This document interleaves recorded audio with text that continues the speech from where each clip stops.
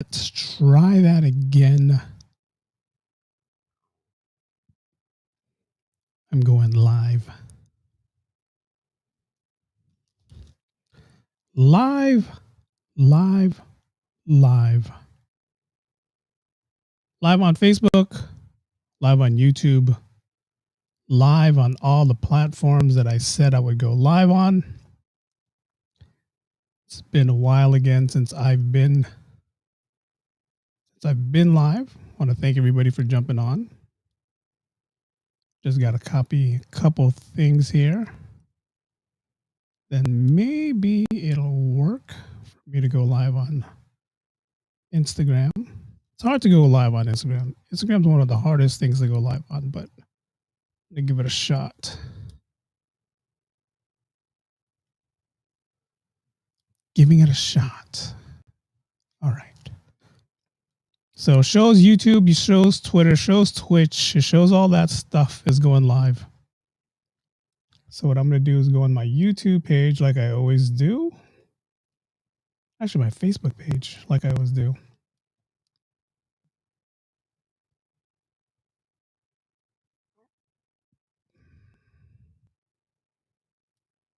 All right. So it does look like it's working on Instagram. Good. There you go. It's working on my Instagram page. All right. We are live.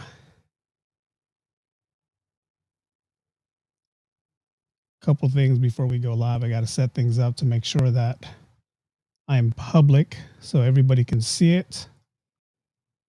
I got to tag James on here. So James's family can watch as well.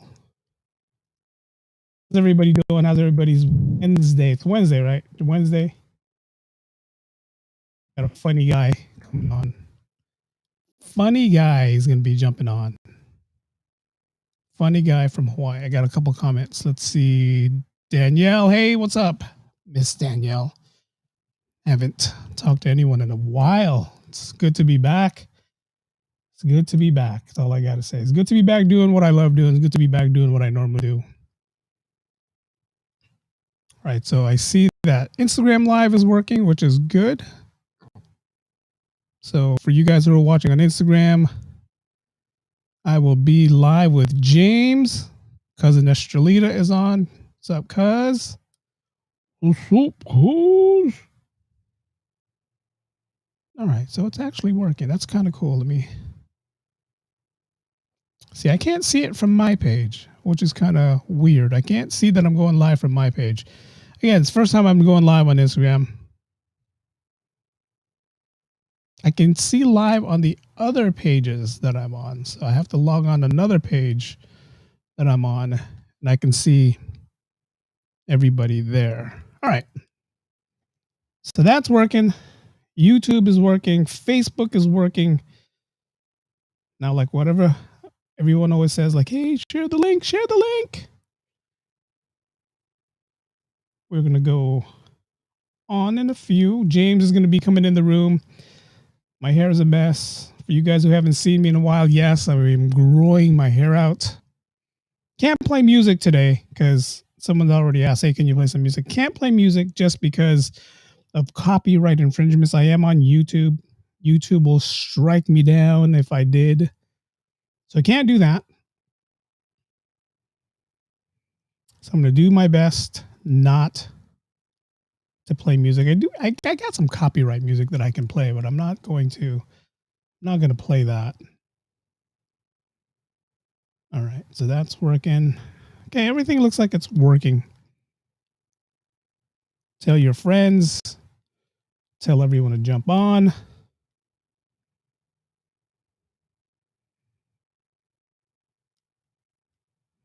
We're going to get James on in a few. I told James to jump on with me.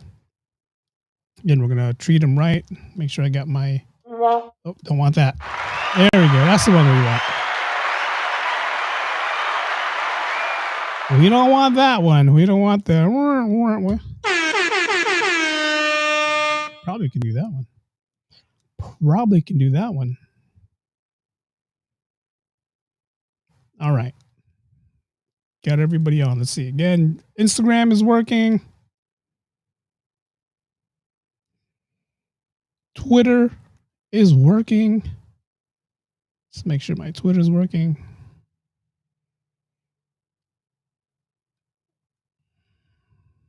Twitter is always working for me, so don't really have an issue with Twitter. Twitter's working. YouTube is working. I know that for sure. Facebook, I'm looking at it right here, so I know that's working for sure. Let's go here to this.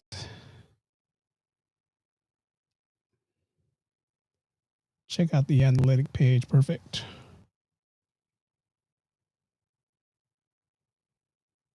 All right. It's going to be fun. Again, it's been a while since I've done this. It's been a while since I've gotten live with you guys. Facebook family, my YouTube family, the Instagram family.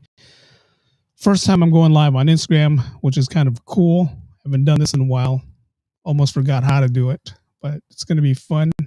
I'm on Twitch, which I don't really go on Twitch a lot. So for you guys who are watching me on Twitch, thank you for watching me on Twitch. Again, I don't really watch Twitch, or I don't really do anything on Twitch. I think this is the first time I'm using my new mic, too. First time, got my hair is a mess. It is a mess, but it is what it is. Danielle, how are you?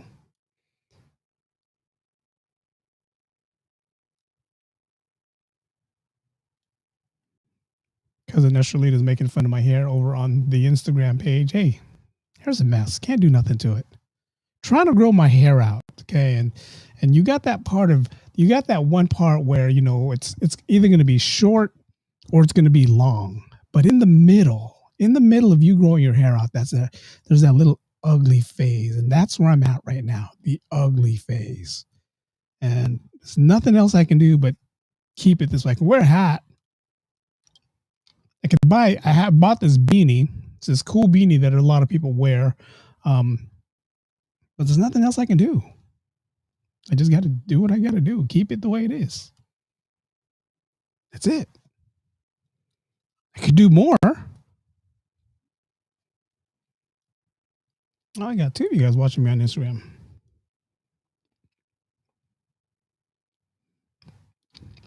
All right. Instagram is live. Facebook is live. YouTube is live. We're going to wait for James to jump on. What we do, get him on. We're going to do a little intro so that way I can start the podcast. That way you guys know I do the podcast separate. You guys can watch this live on Facebook, or, you know, whenever Facebook is on. It's always going to be on Facebook. Whoa. What happened?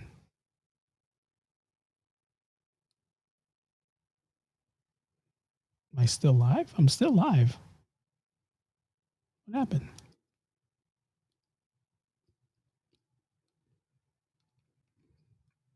I'm still live. I see myself live on Instagram.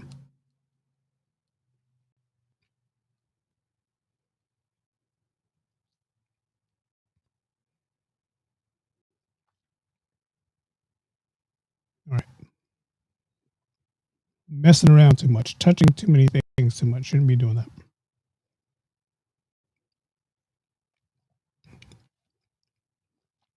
Yes, still live. Cousin Estrelid, I cannot put it in the ponytail just yet. It's not long enough to put in the ponytail. And as I was saying, I'm at that ugly phase right now where I can't do nothing to my hair. This is how my hair is going to look for a while. There's nothing else I can do. It's going to look ugly. I can wear a hat. Again, I can wear a hat, but I'm sitting in a room that's like 80 degrees right now. It's really hot. So I'm not going to wear a hat. I could wear a beanie, but again, it's really warm in here, so there's nowhere I'm going to wear a beanie. I'm just going to be the way it is, like it is. Got no one to impress. It's how it is. We ugly, we ugly. How it is. All right, let's see, what time is it? I'm gonna wait. I'm gonna wait till he's in the room. When I get him in the room, I'm gonna start recording on the podcast. It's already recording on the live stream right here. So this part right here I can always edit out, which I always do. Again, funny man, James Mane from Hawaii. Big guy, really big guy. Watch a lot of his videos. Really big guy. Cool guy, too. Really nice guy. My buddy Rex Rex Freitas from Hawaii introduced me to him. Told me to like, hey, reach out and go ahead and try to get him on your show. I reached out to him, and like within the next couple of days, he actually called back and was like, hey, yeah, let's go ahead and do something. That was pretty cool. It's pretty cool that he did that. And, thank you, Rex, for introducing. There's a couple more guys out of Hawaii also that I'm trying to get on. It's just been tough scheduling wise to get all these people on. But, James is the first one that I'm getting on, and then you're going to see a trickle of comedians. I had Rex Navarrete on a couple weeks ago. Had him on. We talked about his up and coming show here in San Francisco. He's another cool, funny guy to have on. And man, much respect to Rex and everything that he's been doing, all the stuff that he's been doing worldwide, and putting the Filipinos up in the forefront. So that's kind of cool with what Rex is doing there. Shout out to Rex. If you guys are in Southern California, for you Southern California people, go check him out. He's doing a show out in Southern California. I think he's going to be doing a show in San Diego with Maria de la Ghetto. Again, you're going to see a string of comedians jumping on my show, and Rex Navarrete, Joey Gilla. I had Joey Gilla on my show. Rex Navarrete was on my show. Now I got James Mane coming on my show as well. And we're just going to talk. We're going to talk about his comic career, his comedy career, talk about how he got into comedy. Again, if you guys watch him on YouTube, he's a big guy. He's a really Samoan guy. So first thing we think of a Samoan person is like playing football. So makes me wonder, why is he not playing football? Or what happened? There's a story behind it. I'm pretty sure there's a story behind it. I like to hear it from him to see what the story is. So we'll go from there. Just let him know that we're in. Again, it's 3:00 in Hawaii time. So you guys in Hawaii, if you guys are still working, you guys need that little afternoon kicker. You guys need to laugh. Turn on your YouTube page and watch my hair. I feel like it's growing. It's growing like a mile a minute. Feels like it's growing right now. Feels like it's growing.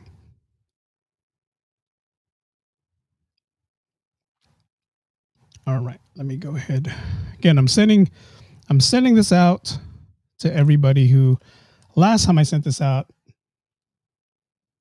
someone said, hey, you're private, so they couldn't jump on. So I got to make sure that this is not private, because I got James's friends that I want to watch, his friends on his Facebook that I want to watch. I want them to watch also. So I'm making sure that even if you're not friends with me, you can still watch it.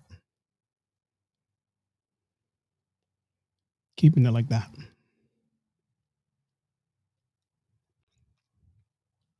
All right.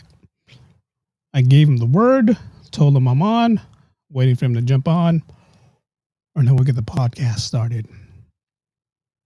I haven't done this in a while. Again, it's pretty cool to be back on. It's pretty cool to have you guys here, just being here, just being part of the whole show. It's pretty cool. I enjoy it. And then me watching this on Instagram and actually working on Instagram Live. It's the first time I'm doing something on Instagram Live. I never do anything on Instagram Live. So this is the first time I'm doing something on Instagram Live. So it's pretty cool for that. All right. He's jumped in. He's waiting in the waiting room. I see him right there. So what we'll do, as we always do, we'll cue this up. I don't know where to put it. We'll put it right here. I'm going to record right here. So the live part, you guys are watching live. You guys are definitely watching live. We're going to do what we're going to do is I'm going to do what I normally do, my podcast, my whole intro and everything like that. Then we're going to get James on, and then we're just going to talk his ear off. So let's go ahead and record. All right, another live interview today. Podcast live stream interview, and I got a funny man from the 808, Mr. James Mane, coming on. So what we're going to do is we're going to get him on the other side of the break. So first, let's get this started.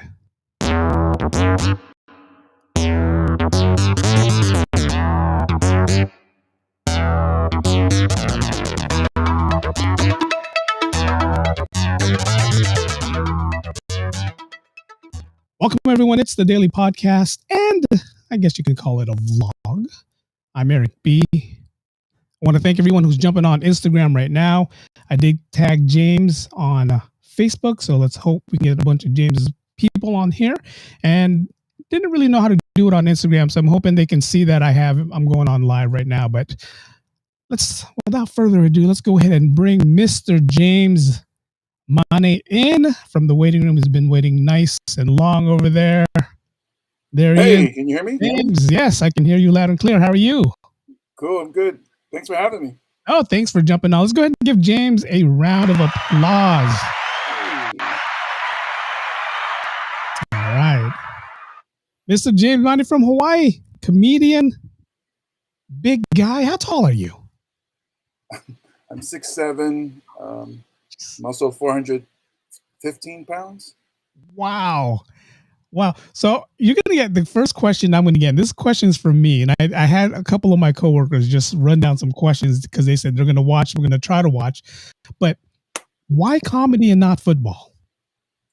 Oh, I got the career-ending injury. I don't know if you can see, but I have a scar going across here. Oh, man. Okay. So I have a plate in my arm on my left ulna. I broke my arm twice in a football game. So it was pretty much, there was some complications from surgery. My body was trying to push out the plate. Yeah. Because it's a foreign object. And then I had like about 5 surgeries in just a matter of like 4 months. And I was kind of like, you know what? That's it's obviously not working out. So yeah. Was this college or was this high school? This was in college. It was, I played for University of Buffalo.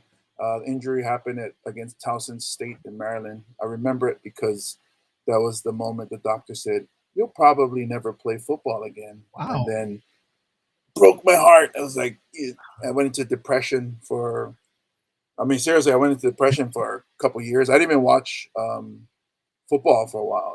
It was heartbreaking. Usually we always hear career-ending injuries, and this is, a good topic to talk about. But you usually hear career-ending injuries is usually something either with the brain or something with the lower extremities. This is the first time I'm hearing something with the arm, so it must have been extreme, right? If you're pretty sure you didn't play quarterback, so you didn't really need the arm to throw, but you needed it to tackle. And I'm just assuming you played either the O-line or the D-line, right? You assume correctly. Yes, I was left tackle. Okay. So what happened with the doctor, and this was in 1993, 94. 94. So the doctor was like, "You're going to play with a club, on your hand." And for a left tackle, the left hand is important because you don't want the edge rusher to get around you. Yeah. And that plus going through all the surgeries is kind of like, is this even worth it? Oh yeah. Totally agree. Well, I'm glad you decided to do something different, and here you are right now. And I'm reading your bio, and it says larger than life, right? Stand-up comedian, and let's go ahead and go back to how you got started. You said you went in a state of depression because of football. It was comedy your way out, the laughter. That's something that helped you come out of your depression. Well, actually, I went into becoming a DJ first. Okay. When I came back from New York, you come back, you got to find a job. So Hawaii is bread and butter is tourism. So I got into driving for a tour company, and talking and trying to entertain is part of it. So entertaining the tourists as they're riding in the bus, and then DJing, performing in front of people, and loving the energy that you get when you drop a song. Of course, it's not your own song, but Yeah, yeah. you know, a hit, and then the energy. You know, at that time, this was in like 90, 98, 99. You know, you drop anything from Snoop Dogg, and Yeah. all of a sudden the party, or even this is I think in the 2000s when the Dirty South was blowing up, and just feeling that energy that comes back. And I think this all leads up, and I always talk about it, people ask me, and I always say it started from DJing. It led up to wanting that interaction with the Yeah. crowd. So I became you're in the Bay Area, right? I'm in San Francisco. Yeah. Yeah. So yeah, so DJ Cool E, who used to work for KML Okay. Yeah. Remember? long time ago, Yeah. and so he's here, and he's a good friend of mine, and I became his hype man. So I was that guy with the mic while he DJ'd, Nice. and then I started to notice like this is a lot easier Yeah. because DJs are head down into the record. That back then it was still vinyl, Yeah. and I was up there partying with the cordless mic in the crowd, and dancing, and I was in my 20s, so meeting girls and whatnot, and so I was like, this is where it's at. Then being able to be comfortable with talking on a mic in front of a large crowd, and then from there, other things happened in my life, and I switched over to giving stand-up comedy a try, Okay. and feeling that. So when I create something, a thought, um, and then I say it on stage and get the immediate reaction, and that's similar to dropping that record, Yeah. and people hear it and they're like, yeah. So when I say a joke, and it's weird because it's something that I thought of while doing something stupid, where whether it's I'm eating a bowl of cereal and I thought of something crazy, or I'm walking the dogs and I thought of something crazy, and then I come back and I write it down, and then I write it into joke form for stage. And then when I say it, and knowing the setup and the punch, once I hit the punch and I get that boom, that laughter, Yeah. it's I love it. That's it. Right. Right. It's one of And I those. got It's one of hooked. those good feelings when you know you can tell a story, and these people are living off your story and they're enjoying it. Hmm. What's the how was the transition when you first started? Like, what made you get into, like, did someone say, "Hey, we're doing a amateur night, where and go ahead and join." Like, what was that made first step where you said, "Okay, I'm going to do it and I'm going to give it a shot." It was actually so my sister, who's a writer and actor, she was doing a um, she was this is back still in the 90s, or actually no, I'm sorry, the early 2000s, and she was trying to figure out um, try to do a webisode, and she got all these improvisers together, and they would improv scenes, I guess, that she had, like, topics or subjects that she was thinking about writing. And I was watching these people, and kind of like whose line is it anyways, Yeah, yeah. and just cracking up at all these talented improvisers. And then one of them was telling me, "Oh, you should take some classes." And one of the classes was a sketch comedy writing class. And I was born the same year as SNL, and have been a fan of SNL forever. And I love sketches, so I started there. And then somebody in the sketch comedy writing class told me about a stand-up comedy class, and I Okay. was like, let me go try it. And so in that class, it was the person would teach you how to write jokes, come up with a set, a 5 minute set, and then perform at their show, which was part of an improv group. So they would do their show, and then after they would have like it was semi open mic because it was by invitation, but it was myself and another comic, our very first time doing stand up, and I did my 5 minutes there, and the adrenaline rush you get, like, because I was scared. I was like, Of course. Of while course. Yeah. I'm there, I'm sitting there, I'm like, I'm not doing it. Forget this. Forget it. I'm out of here.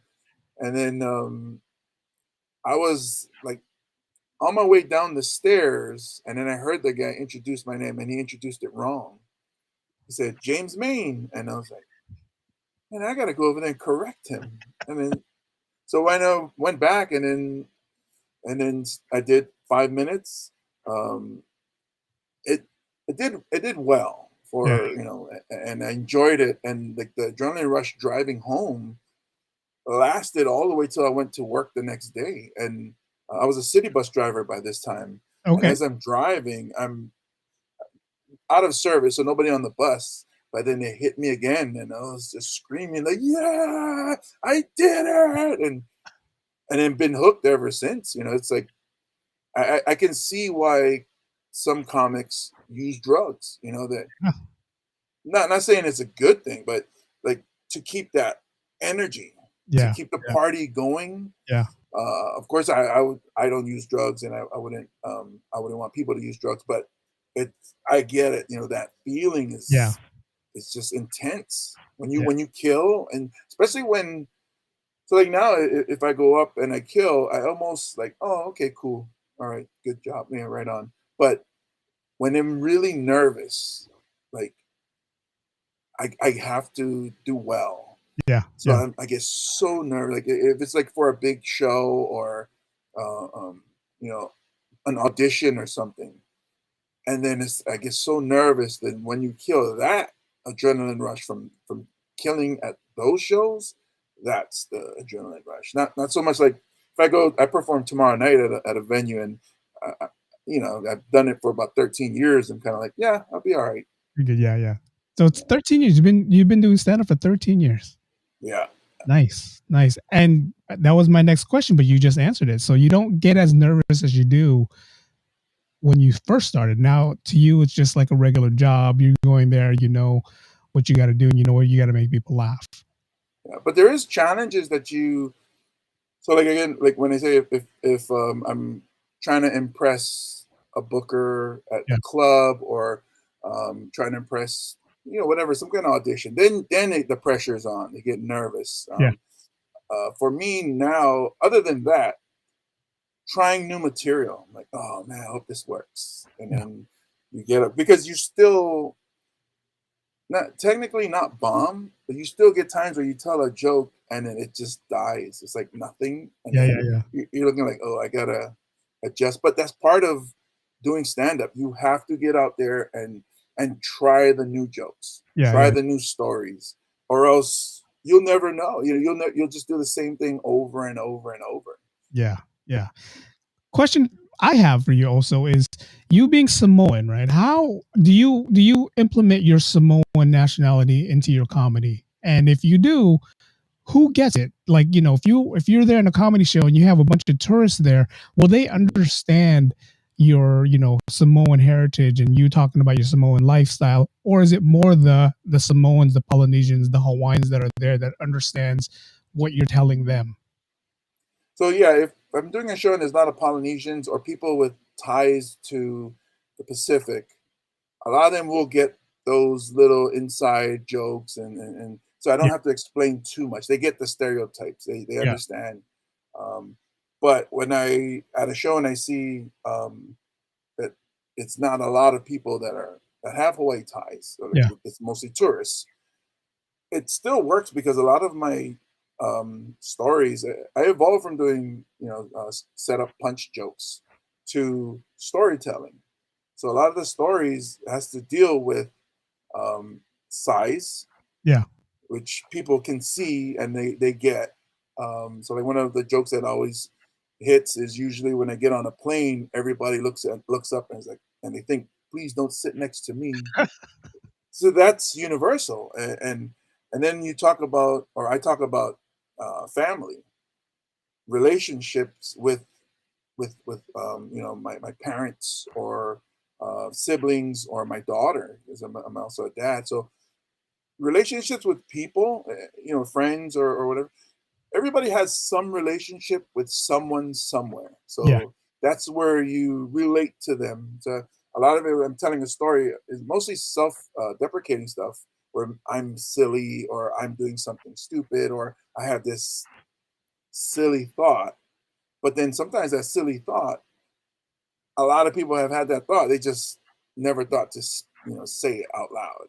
Yeah, yeah, yeah. So yeah, so that's our yeah, being relatable is very important. I always tell new comics, being likable will go a long way because if if they like you, whether it's something they relate to, or maybe you think you're good looking, or you have that charisma, that um, um, that goes a long way. So Yeah. there's a lot of comics that you watch now. Is sometimes I'm like, I don't see like when you watch on TV or however you stream the comedy, you don't get that connection unless you're live.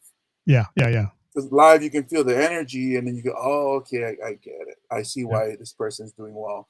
But when you watch it, on TV, you don't. There's a missing element. yeah. Yeah, I mean, it's something different. This is definitely something different when you're watching, like, right there in front, or either just there, you're just there listening to the comics. It's something Hmm. different. Like, I totally understand, like, when you're watching it on TV, you get distracted. How many times are we watching TV and we're looking at our phones, where, Yeah. we just came from a comic club here in San Francisco, and the first thing they told us was, like, "Take you can't have your phones out." So, Uh, in a way, I understood why. The reason why is, like, you couldn't really record, but at the same time, they want you to engage in the comic, listen to the stories that they're saying, so that way you're focused and you're not busy trying to post this person on Instagram or Facebook or anything like that, mhm, which mhm. I totally get. It's like every now and then we have to disconnect with our devices just so we Yeah, can be back in life, but it's hard to disconnect with our devices when we use our device to do things like what we're doing right now. But so it's kind of like a hit or miss kind of thing. yeah. um, how often are you traveling outside of the islands to do a tour? Like, are you ever in the mainland doing your stuff? So I've never toured. I have come up. So when my daughter was younger, she would travel for sports.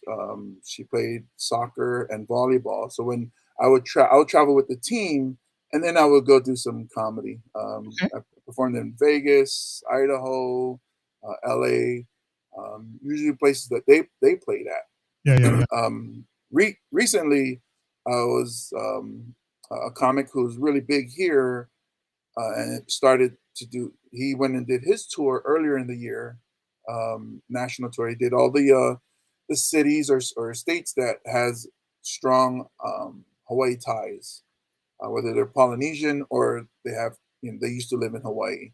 Yeah. Um, so he did a tour, and he brought me up on to Arizona to perform. Nice. For myself, it's because at the end of the day, it's a business. And Yeah. no matter how funny I am, I have to be able to sell tickets. Yeah. So building up the social media following, I mean Instagram, TikTok, and Facebook and Twitter, so that when I come up to your city or your town or your state, and I put out, hey, I'm performing here, and the tickets, sell do well. Yeah, yeah. Um, that's the route. That's the next level for me. I've always been because I was a girl dad or single dad, and she's just now in college. So now I have more of an opportunity to travel and perform. Nice. Whereas when it was just me and her, of course I had my family help me out, help me raise her. Um, uh, it's difficult to leave when she has so many things going on, whether it's school Yeah. Oops. or athletics. So Yeah. it wasn't her holding me back or the time on it. It's just myself. I would rather be here with her to share these moments Yeah. when she goes to college, which she is now. So she's up in Wyoming now. So now I have the freedom to travel, but I got to work on my popularity. Yeah. Well, So I appreciate being on podcasts like this, and thank you it, for it, having me. this is the reason why I wanted you out. When I saw you, and brother Rex is the one that introduced me to you. Hmm. And when I said, hey, can I get a couple people? And he said, call this guy. And I saw you I'm good friends with Lanai Taboro also out Oh there. yeah, yeah. I saw you on his Hawaiian Thing podcast. So I said, okay, Mhm. let's get James Money on here. And it's just these things that, my podcast is not a big podcast, but it's big enough to where I can share your story, and you can. Today you probably had 1,000 followers, but now with you on my podcast and people following me on Facebook, you probably got 1,500. It's just Mhm. that's Mhm. what it is. We have to like, you're helping me out by being on my show, and I'm helping you out by getting your name Yep. out there as well. For the people who's never met you or have never heard your stuff, I tell my listeners right now, go watch his stuff. His stuff is funny. It's very relatable. um I kind of wish when I'm out there, or whenever you're out here on the mainland, I'll definitely come watch you. And just the size alone, it's like there's this one where you just got on stage, and the host was just like, "Whoa, you're a big guy, and 6'7", man, that's big." And I'm Yeah. glad you didn't give up. I'm glad you said, you know what, let's go ahead and do something different. Because sometimes when people get in that the big depression stage, it's kind of hard to get out of that, and you got to find something to get you out of it. You got your daughter to most likely help you get out of that as well, which is a good thing. um, Mhm. how difficult is it for you when you're coming on, like, show? You mentioned Wyoming, you mentioned Idaho. How difficult is it for you to be yourself there, and just to say, okay, these are just people who I just need to make laugh, but they're not. I don't know if there's a lot of Polynesians in Idaho, so It's funny how because the place I performed at was a Hawaiian restaurant. So nice. in Boise, just outside of Boise, but it's in Idaho. Um, Idaho surprisingly has a lot of Polynesians and Hawaii ties because cost of living there is so cheap. I mean, I know a lot of people in California are moving to Idaho, and the funny thing is, Idahoans are are upset about this. Like, as I'm there, they're actually telling they have signs that says Californians keep driving through. So, because so many are moving now that we're working remotely. A lot of people, even Yeah, more so, can leave their home city or state and go someplace that cost of living is cheaper. And I mean, shoot, I'm afraid of going to San Francisco with all the social media videos I see with crime and yeah. stuff. But Jesus. there are a lot of people in San Francisco, and I'm a Niners fan, so I would love to go to San Francisco There and you go. perform. Let me know when you're out here. And We'll definitely go watch a game. oh, sweet, yeah. So people are telling me, it's like, hey, you should come to perform. We have a lot of Islanders here, Yeah. so and it's the same thing. So like, I'm assuming you're a Filipino. Is that Yeah. I didn't want I'm to. Filipino. Yeah, yeah. You assumed So like, correct. because I was raised with in the neighborhood I was raised in. There was only another Samoan family. It's mostly apartment buildings. Yeah. Um, but most of my friends were Filipino, Vietnamese, Korean, Chinese. Grew up with Asians, so I have friends now that I'm an adult say, "Wow, you know more about my Japanese culture than I do," Yeah. and that's so when I'm around Asian people, I don't feel uncomfortable because so that's why my jokes can be relatable to so many different types of people, and us Polynesians, we understand like Joe Coy Yeah. or Rex Navarrete. We get it because we're very similar. Hawaii's that melting pot. Yeah. I get the stereotypes and so I get a lot of TikTokers that I follow are Filipino, and Yeah. because Yeah. I get all the jokes about the food, about how you guys when you guys have a get together, it's you don't cook one like No. maybe like when some families, American families, like okay, we have steak and potato. Yeah. No, Filipinos will cook everything they know how to cook, But yeah. Yeah. It's and everybody's taking food home. yeah. The rule is you take food home once everyone gets a plate first, guys. Yes, Filipinos, yes. don't take it home when the rest of the party is not here yet. It's funny you Right. mentioned that because I lived in Hawaii for a couple of years, right? Mm. I lived when I first moved out there. I lived over in the Mo'iliili area, and then ended up over at Eva. And then when I was at Eva, I met these Filipinos, and they were the coolest Filipinos in the world that I met, because it's like, I'm walking by and then I see an uncle is like, "Hey, you just moved down the street, right?" I'm like, I go, "Yeah." "Oh, come over. We're going to go have lunch." And I'm like, I'm like, okay. So, then I asked, why? He goes, "You're Filipino. We're family." And I'm like, you know, to me, I'm from San Francisco. You mentioned about the crime here. So I'm like, at the same time, I'm like getting plate, but I'm looking over my shoulder to see who's getting ready to like stab me or something, right? Because Right. we're careful like that out here. But after that first day of hanging out with them and just seeing, not only do I see Filipinos, I see a couple of, guys from the naval station coming over and just, because that's where the house was. That's the house that you go to for lunch. And and this was Monday through Friday. That's just how it was. And I was like, Mm-hmm. wow, I feel this different type of love here on the islands.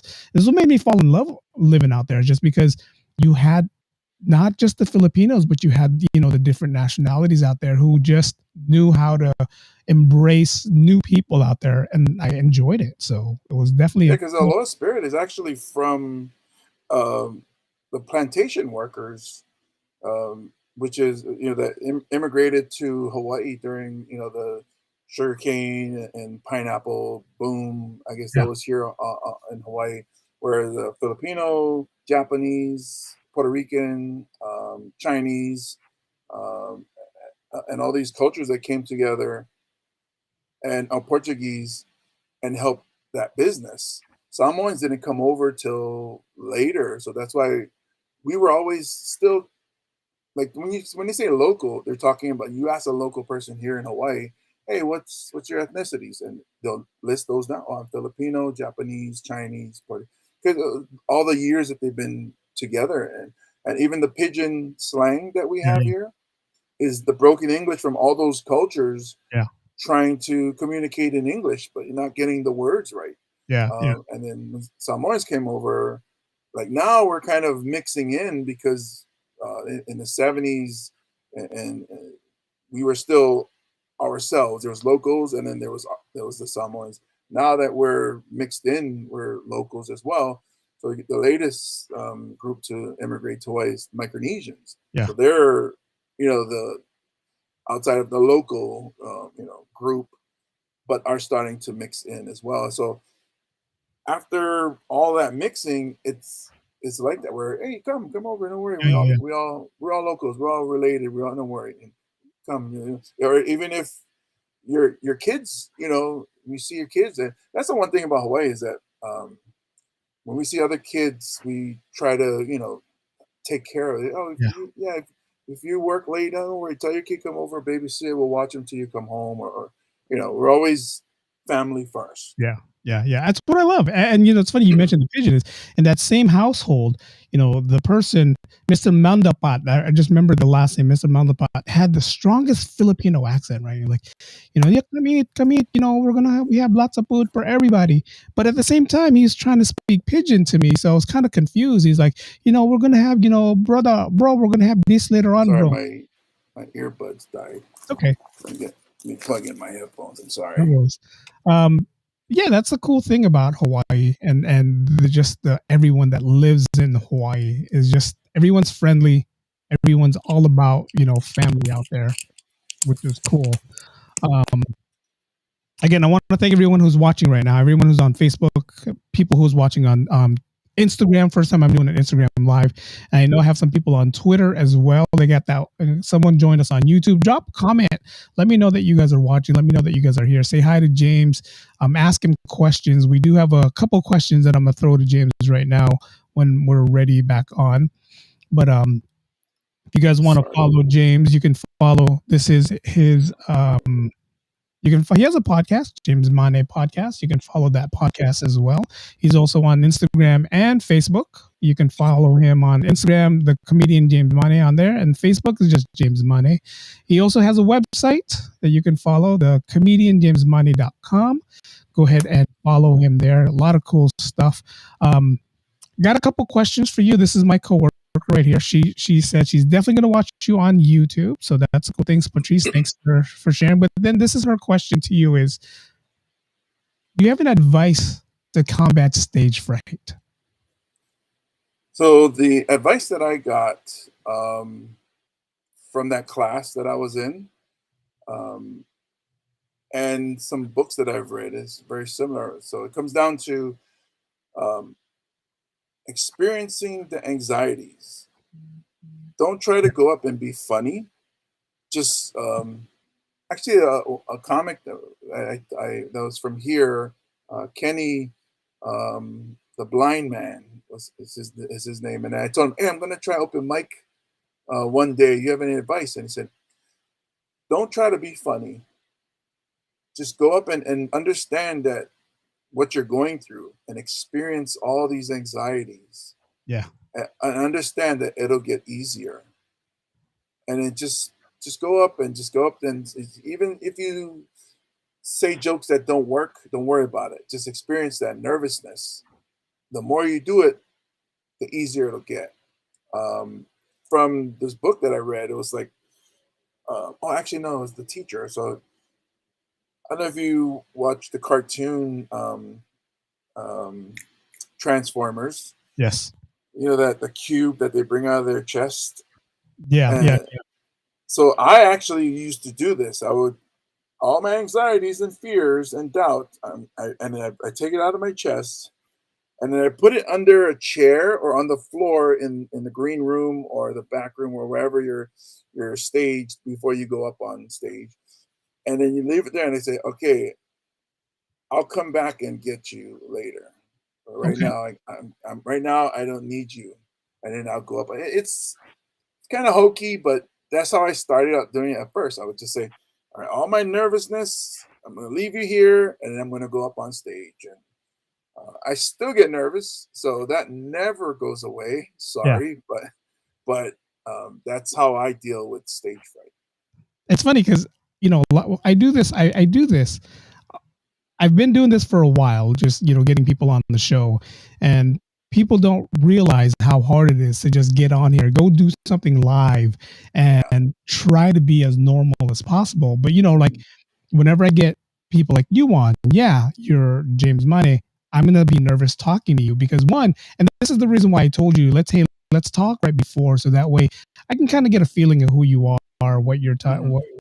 what you were like, and sometimes a stand-up comic you don't get that chance, right? You're gonna go in there and you're either gonna do it or you're gonna bomb. And I Yeah. know a lot of comics don't like hearing the word bomb, but there's times where you just bomb. There's times, we're all human. There's times where you go there, you want to kill it, but just that crowd is just not laughing or just not Yeah. getting your stories, right? So Yeah. Yeah, because comedy is subjective. So if I go up and there's a room that wants political comedy, I yeah, don't do political comedy. It's so as a comic, it's my job to try to get this crowd to laugh, yeah, but understand that it won't happen all the time. I still like I did a high school graduation, um, and that that was a struggle. It was a struggle, but you just have to work through it. yeah. I mean, you're high school kids. It's like, are you when you tell your jokes? Do you try to tell your jokes to where everybody can understand? Like, if you did a high school graduation, but you're telling adult jokes, was that the difficulties for that? Well, first, like you edit yourself, so obviously you're not going to do any. I'm not going to swear. Second is nobody relates to being a parent in there other than the parents that were in there. Yeah, So a lot of the jokes change. The set is different. So obviously, what's in front of them is a large person. So I talk about being a large person, and it kind of like I'm telling them a story about my average day or the things that I go through being a large person. The thing that helps is it was here in Hawaii, so the ethnic jokes, get across. So talk about being Samoan and playing football, which the school that I performed with, they're known for their football team okay. and their athletics. So uh, it you find a way. Say, okay, what do I know about these people? What do I know about this school? What do I know about and then you adjust your set to them. So I didn't tell them about um, um, see some of the edgier or adult jokes that I have. I didn't tell him about my cousin who was locked up in prison, and everybody just asked him if he dropped the soap. So we didn't do that. We moved on. We'll do other things, and so that's pretty much it. It's like preparing for work or class or Yeah. a game. You got to do your homework, and Do you still that's drive the bus? no. I actually stopped in 2015 Okay. and back to school and got an associate's degree in cybersecurity, Nice. but I'm not Cybersecurity. not using it at all. So Oh, who is? I mean, like, if you're not a doctor, like, you have something. What are you using it for? Who is? Someone. I'm in the same boat as you. It's like, okay, what am I going to use this for exactly? right, But no, that's cool. I love your storyline. I love where you're coming from. You're a single dad. You're raising your daughter. At the same time, you're doing what you can to make people laugh. I mean, this to me sounds like this could be a movie that someone should be writing about you right now. Like here you are, big guy. Your whole focus is I'm going to play football, and when that didn't work out, it's kind of like, all right, what am I going to do now? yeah. Was your daughter born while you were playing football? No, no, she's never seen me play football or any sports. That's kind of the bummer for me. Wish she saw Yeah, daddy. Because even when I played, there was no YouTube, so there's yeah, no video, there's no yeah, proof. As far as she knows, I could be lying about playing football. yeah. Like Dad, She- that's the Rock. yeah, That's the Rock. That's not you. That's the Rock. No, but no, that's a cool thing. It's a yeah, cool thing. It's like, yeah, you got the eye. We're related. We're related. yeah, yeah. We are the same, Yeah, yeah, but yeah. So it's. I wish there was a way that she could see. There's like some footage that I found, and there's old pictures, but this it's not a uh, lot for her to go, wow. yeah, Because every parent wants that. My dad is great, or every dad I said, my yeah, dad yeah, is awesome. My dad can beat up your dad. I didn't get that moment because, and the funny thing is, I've since she was 5, I've got into stand up comedy. So a lot of her friends' parents, at the park when we we're playing soccer, they're like, it must be interesting having a parent that does comedy. And then she always says the same, like, no, I don't know when he's joking, so it's difficult. I think he's always joking. So even when I scolded her when she was younger, I would have to exaggerate how angry I am so that she would get it that no, I am really angry. yeah, yeah. Some of the things I would say, she'll look at me like waiting for the punchline, and I would have to go, no, I'm very angry. I guess that's one of the difficulties of being a comedian and a single father at the same time. It's like you don't have that other person to say, "Hey, when you scold her, you have to do everything," and she's waiting for the punchline. It's like, "All right, Dad, I'm ready. Yeah, Where's that bum bum? yeah, Where is that?" yeah. No, but that's But good. the cool Again, thing is she's very funny. So I talk with other comics. It's like either I'm raising because she's on a volleyball scholarship, and so I'm like either I'm raising a really good athlete or a really good comedian. Something's coming out of that person because she is very funny. yeah. Patrice again with a comment, just saying thank you for the advice. It makes sense to put it away and pick up later. No, I mean it does. I mean, it's like there's everything we do that, again, I don't do this. They're going to go to work tomorrow and I'm going to tell them how nervous I was when I first got on. And they're like, no, you didn't look nervous. I mean, because my box is right below me. It's right here. And at the end of the show, when I end the live, the first thing I do is like, oh, God, but I'm trying to entertain. We try to entertain. We don't want to Mhm. be here and like the first thing's like, oh, James. So when you were first doing, because one, I don't want you to think that I'm nervous. I don't want you Mhm. thinking that. I don't want everyone else who's watching me thinking I'm nervous. And it goes with comedy as well. You don't want to go up there and like, oh man, wait, oh God, I forgot I had the joke and I don't. You don't want to do that. You want to go there, Yeah. be as professional as possible. How many times have you ever been on stage and you just forgot what your story or whatever joke you're trying to say that you just had to, ad lib, or you just had to just go with something and hope that worked? It happens a lot, and this is why when comics do specials, they don't film one show, they film like 2 or 3 because, it might be funnier with this audience, or they might have forgotten a word or 2, and being a writer, that word could be huge, like, the the last time I actually, not the last time, but I headlined, in February, and there's a chunk where if you know my material, you're like, "Oh, he's saying that different." It's different because I forgot something, and Yeah.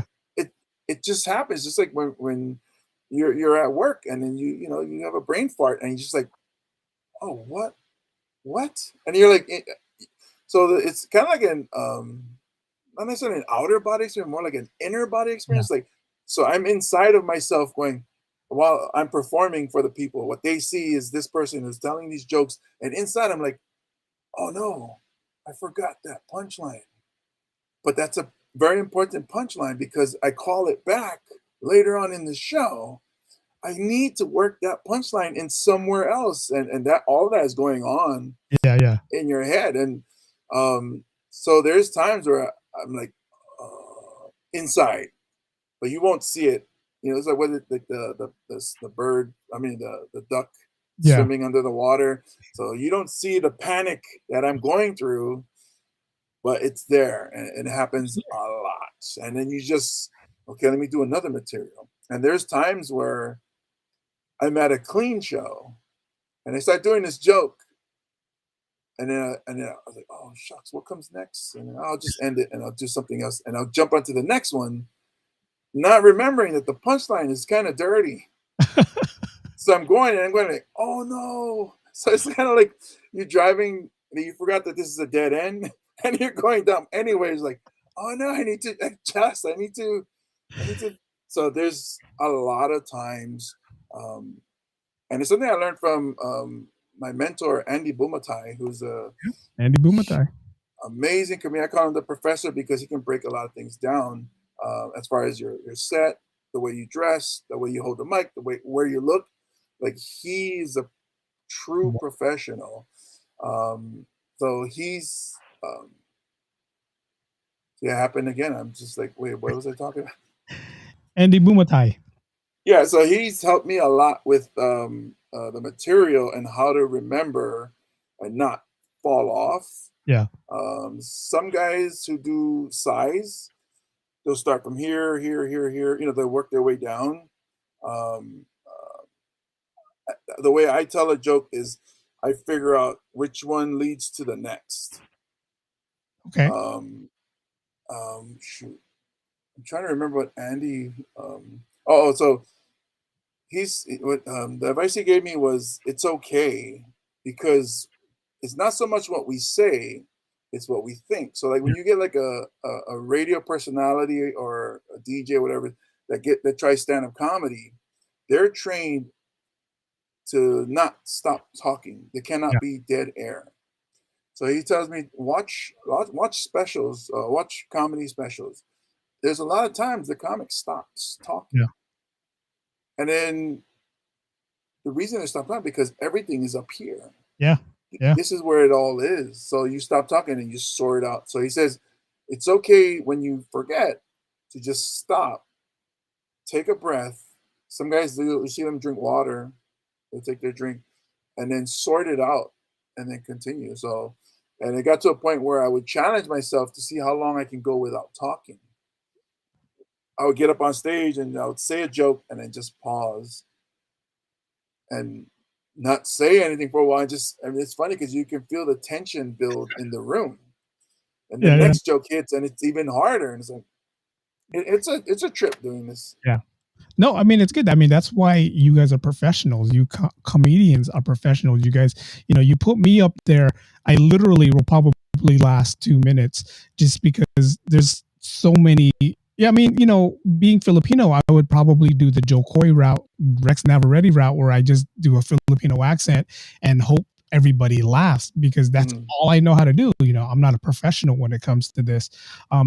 You being the comic that you are, you write your own jokes. How difficult is it for you to write something, to say something that no one's already said? Because you hear about comics stealing other comics' material. Mhm. How difficult is that for you to like, okay, I'm going to say this, it's going to be funny, but did I hear this or did someone else already say this before me? So that's where like you have to do everything from your own perspective, my own point of view. And then if there's sides, do I jump on the side of the person who's punching down or jump on the side of the person who's being punched? Yeah, There's a lot of ways to look at it. Um, for me, my city bus driver set or chunk is I have a unique perspective in that I'm the driver. yeah, A lot of people can do jokes about riding the bus, but not being the bus driver. So that's where um, that those jokes will be unique for me, and I will express how drivers feel. Like how one of the secrets I let out is yes, when it's raining, we do look for puddles and we try to splash everybody.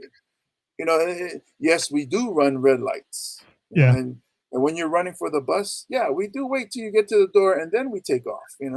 So it's very unique to the driver because everybody has the perspective of the person running to the bus. yeah, So when there's something like being a large person getting on a plane, um, people all get that. Oh, please don't sit next to me.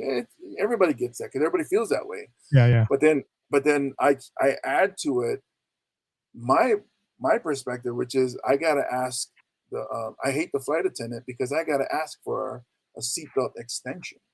A okay, lot of people don't know what that is, but yeah, I need more seatbelts. So they give me, when they do their presentation, the exit doors, yeah, and then if buckle your seatbelt like this, that thing they give it to me so that I can add to my seatbelt. wow, yeah, So a lot of people don't get that. And then I talk about the interaction between me and this lady who's giving me a hard time, the flight attendant, about the seatbelt extension. Like she's making fun of me, and I'm like, why are you yelling it out? Everybody knows I yeah, need yeah. it. Just give me. Just You're embarrassing me. So it's almost like a because I grew up watching sitcoms, so it's almost like a scene. Like I say with the Seinfeld, going over the seatbelt, and I hate this person because they just don't give it to me. They know, but she's making me, you know, make a fool of myself. And then, like, one of the punchlines I have is, I don't ask for a seatbelt extension anymore. I ask for the championship belt. So I'm like, yeah, I'm the champ. And then the same lady comes up to me and says, "Oh, you mean the heavyweight championship belt?" I'm like, I hate you. you gotta do that for? I I'm sure you know. can buy one, right? I'm sure you can buy your own seatbelt extension, so you don't have to keep asking them for it. I mean, it's all the seatbelts is pretty much universal on every airline, right? Well, I mean, try to travel light. I don't want to carry a seatbelt extension with me. That's pretty light. I mean, you can just put it around as a belt. Right? I You just walk in with one already. go through TSA. This is just a seatbelt extension because they won't give Yeah, it to you on the plane. Nothing. this can't be used as a weapon, by the Yeah, yeah. way. This is as I twirl it around. It's funny you say that. I have one, but I don't take it with me when I travel. Um, See, I thank you. reminded you. You probably forgot you had it. You're like, you know what? I do have one. Well, I don't want to carry it with me. It's Oh, like, yeah. No, but it's funny because like I just came from a trip and this is Delta Airline and there was just like two seats in every aisle and you know I was like you was like, oh God, please don't sit next to me. But it was small, we're small people, so the ones who ends up sitting next to me are like smaller than me. But it's like I can't imagine if I'm sitting there, then here I see you coming towards me, and you're like, excuse me, I have the window seat. I'm like, oh man, please don't use the yeah, bathroom. Please don't get up to use the bathroom. I don't. I park it and I'm there for the duration, but I prefer the aisle because a lot of people don't know the aisle armrest comes up. Yeah, So then it gives me that extra space into the aisle. And the flight attendants are usually nice about me being halfway out into the aisle. yeah. Just as long as you don't mess up the food cart or the drink carts, because we Uh, get thirsty, right? We get hungry. it hurts when it hits your elbow, I tell you that much. James, man, thank you again for jumping on. Thank you for being on here with us. Plug your show. I know you have a show coming up in Hawaii, and unfortunately, I'm not sure if there's anybody here watching from Hawaii. And I'm pretty sure we all want to be in Hawaii by the end of the week. But I know you got a show coming up. Go ahead and plug your stuff. Yeah, so I'm performing this weekend at Stand Up Honolulu, which is Hawaii's only comedy club, and they opened about 3 months ago. Okay. So I'm performing. It's a showcase, so I'm not the headliner. It's me and two other comics who are really funny people. I'm performing Thursday, Friday, and Saturday. Next week, I am performing at the Blue Note, Hawaii, in another showcase. Um, that's with Comedy U. So I do perform regularly. It's just all over the place. In I'm trying to put together a headlining performance um, in October, but I'm waiting to find out if the date is available. So I don't have that out yet. And then I will make it out to San Francisco. There's a lot of places in the mainland that I want to go and perform, but it might be in 2023. We will. I'm opening for Tumua Tuine November 12th and November 13th. He still has tickets. He out for November 13th. So if you haven't already, get your tickets for November 13th at the Blaisdell Arena. Big arena. Again, if you guys are watching, you can follow James right here. This is his website, comedian James Money. I had to ask him, how do you say your last name? Because I didn't want to be that guy. I'm like, I looked at it. Is it Maine? Is it Money? It's like, it's Money. So I figured it out. And the problem is not the last name. The problem is the first name. Because if my first name was like Manu. then you would say Mane. But then because it says James, you're like, oh, it's got to be Maine. Yeah, it has to be Maine, right? James Yeah. Maine. And then James, you also have a podcast, James Money Podcast. You can go ahead and plug that as well. And then if you want to follow him, again, his Instagram page is comedian James Money, and then his Facebook page is James Money as well.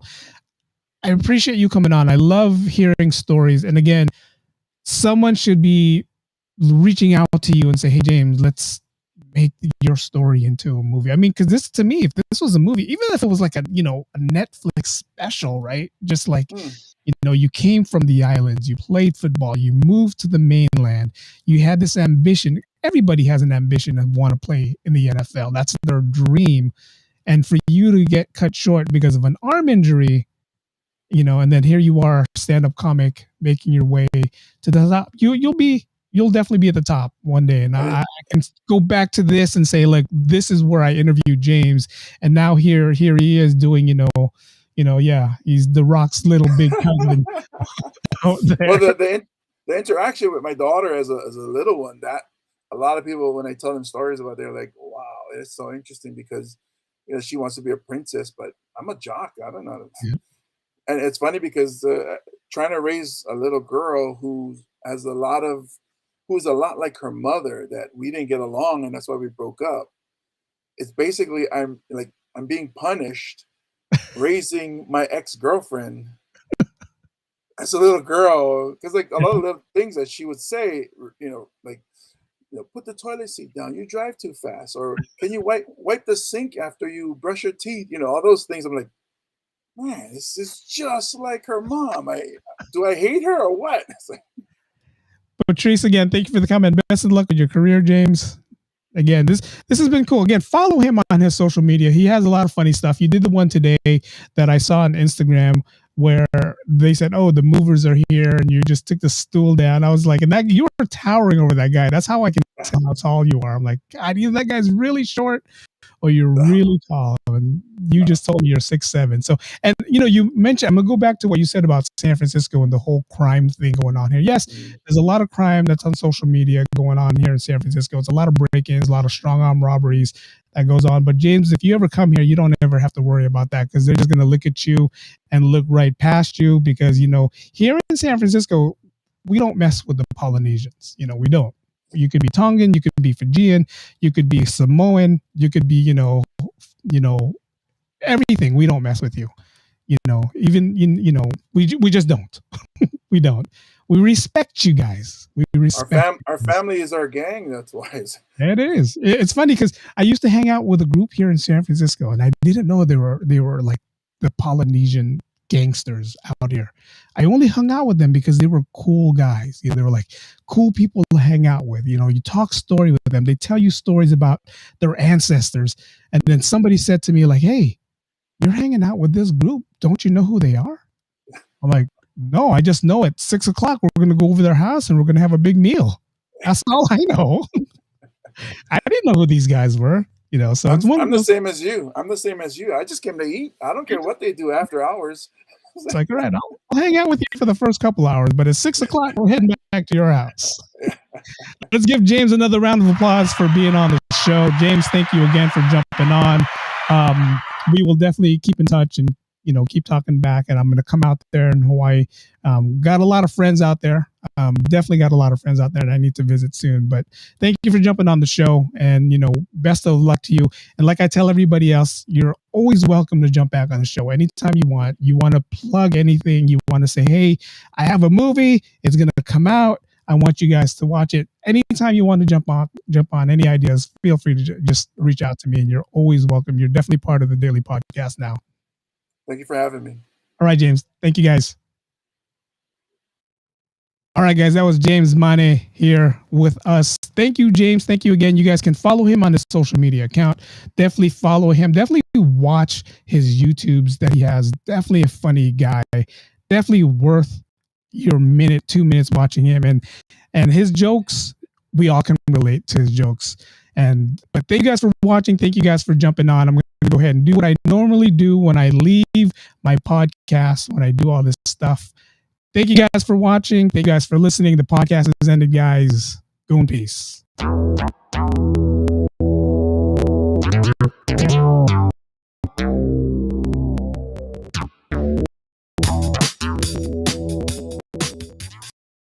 Again, thank you guys for watching. Thank you for jumping on. You guys want to grab some of these shirts for you guys who are still watching. Everybody but Patrice. Patrice has already bought everything on here. You can follow me again, the Daily Vlogs podcast right here. You can follow and buy my items right here, the Daily Vlogs podcast.myspreadshop.com. And again, follow me if you haven't. Shame on you if you haven't. Follow me on Twitter, Facebook, and Instagram. Those are my handles right there as well. And again, thank you for James Mane coming on. Mane coming on. I gotta say the name right. Until next time, guys, thanks for watching. Podcast vlog is ended, guys.